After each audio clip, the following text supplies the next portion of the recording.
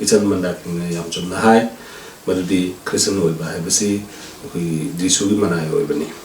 tasing me kharana akoi Christian oibu community amada laikrabagum meki natrabagum khanbiba dusu yamna chummoy haina khalle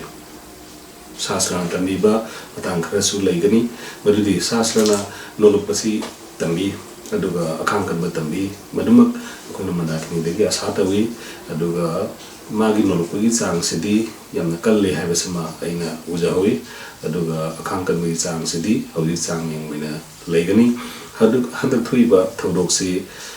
taimpan gi mieng degi yamna hadaba mongda uragasu thawai mieng degi yengagade masi Mandakini si yamna harawngai mani madudi mahangna ibon Krista gi mingse na pathok chawthok halle aduga Krista gi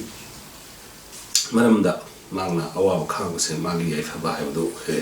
ibon Krista gi mingset ki damak ibon Krista gi hena ningthuliba pathok sanlok dabagi damakta mahangna laamba khungchat to yamna chawba isor gi bor phaknge haibase aina thaje mi singsina phattaba amadi tamthibagi changse kadai phawba yoge haibda ekoi isan Mandakini gi mit ubagi pangal laikraba asi phawbada ngapi bangamde mit ugi thona leitrabi pangal leitrabi isan nasibu aduki matik ta thi taweng saibi gre masig matangda akoi Bible sasrana asumna hai Johan gi mapan akoi pada amadagina akoi gi mari phawbada asumna hai popadagi minitangba masigi pada singsi akoi ibema Mandakini ge yamna naknaba adugumba pada mani Jisuna sum chatkibada pokpadagi minitang laba nipa ma mahangna urami aduga mahaki sebok sin maunda hanki rabi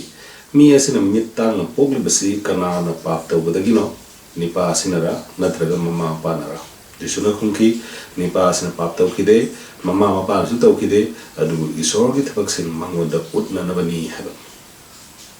so bi thagale Mandakini gi mama na layok nawa Mandakini punsina mit udna pokpa hariba khudingmakse masi isor gi thawrang mani aduga masida akoi Bible shastra su hairibasini isor gi thabak sin mangonda utna nabani aduna isor gi thabak adu karino mahangna makandana chahi manga isorgi wapau taramaktada loksandana lairammaduna noloppa uttana ibon Krista bu loksanjarba matungda ibon Krista gi manaya moina mana thawanda lakpa simak isorgi achauba nimbiba thawrang aduni aduna hariba isorgi thawrang adu isan Mandakini punsida mapun phai yamna atai su chatkadaba yamna wali atai su testimony pigdaba yamna wali adu isangi hanaki lamba khongchat ado isorna magi Bible gi verse sasrada palliba asida yamna phajana mayaksina phongdoi madudi isorgi thabaksing mangonda unna nabani magi mapandagi isorgi thabak adu mayaksina utpa ngamgre aduna isor yam thagali isan Mandakini punsi isor na bor yamna marang kay pinabi kre aduga atopa verse amaga aina thamjaningi madudi mi singna yam thina chaibire aduga ot neiba amadi boycott tobiba aduga amukhanna isai dararoi gumba haiba mase kalakar magi punsida yamna achauba chaitheng amani mase gumbagi awaba chaina phangma matamsida isan Mandakini na kari fereb lawgadage Matthew gi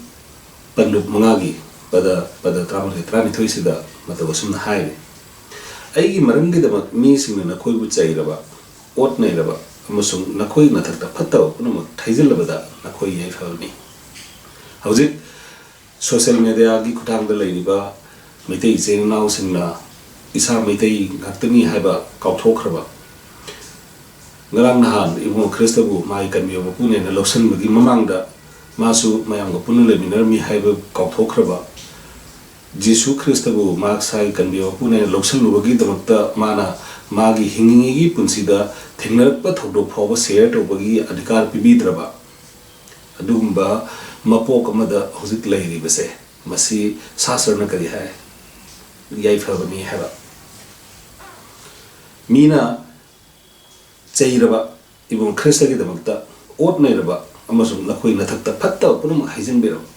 phatta ba wahai phatta ba wakhalon phatta ba makhai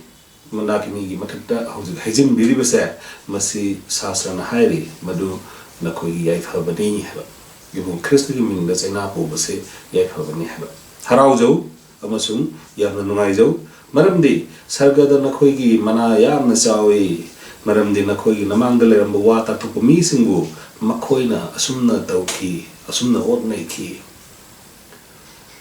Jisu Krista bu ningba mi thamoi sengna isorgi manai oiba sing kaidungai dasu nungai fara leyo phangoi magi punsida kaisan singna matam purmukta magi koibada laigani kaisan singna mabu lumdana laigani tanja ngaidana laigani Mandakini-gi hojikse kaisan singna kanna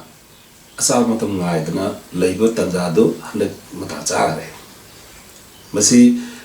phattaba mi singi puksel asi ibung Kristana masi nongma asuma thorkne hain khangna aduna mangna hairami kari haraujau amadi nungaijau tayangpan sida nangi mingda thiba phangi base sargada nangi manayam chawgani have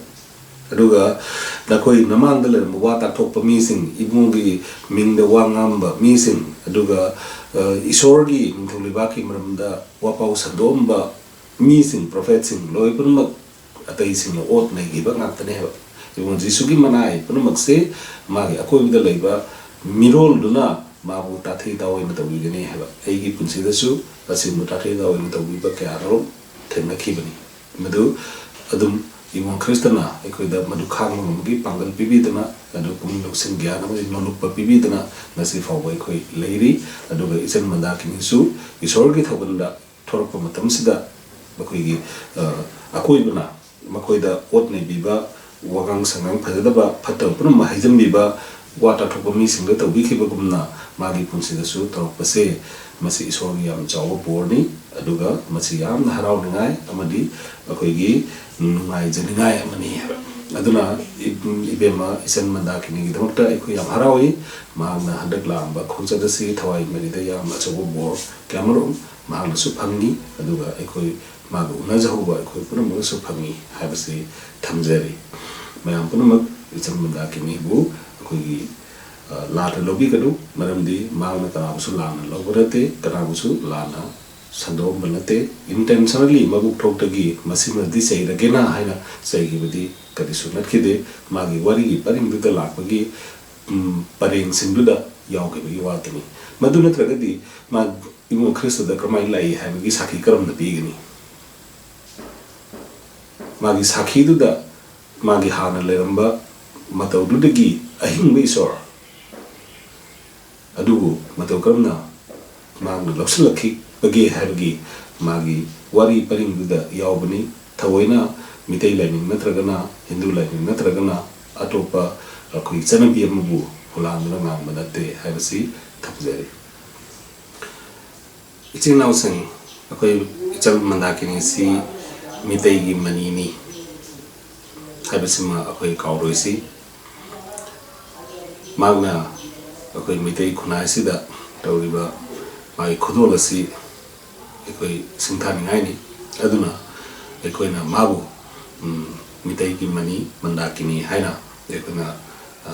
lominasi magi mayokta inariba mangnariba chainariba singsi akoigi mabu chumna khangdabadagini haina ay lawjani Meetei oina poga Islam lining lawbu yae Hindu lining chatpa yae Sanamai lining chatpa yae Christian lining chatpa yae aduga kanagumba lining amatana kanagumba lining amabu hulanduna intentionally chaige khanna chaiba aduga lana haige khanna artha hange khanna hanba asimba sidi tawroidabani aduga aina khangjaw matamina akoigi isan akoigi Mandakini na kedamai dasu akoigi magna chawmin najarakpa Meetei lining dasu ngawjarakpa aduga Hindu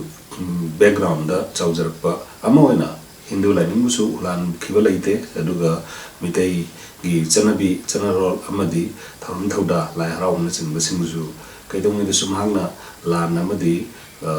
ꯂꯥꯟꯅꯅ ꯉꯥꯡꯈꯤꯕ ꯂꯩꯇꯦ ꯍꯥꯏꯕꯁꯤ ꯑꯩꯅ ꯃꯌꯥꯝꯗ ꯊꯝꯖꯔꯤ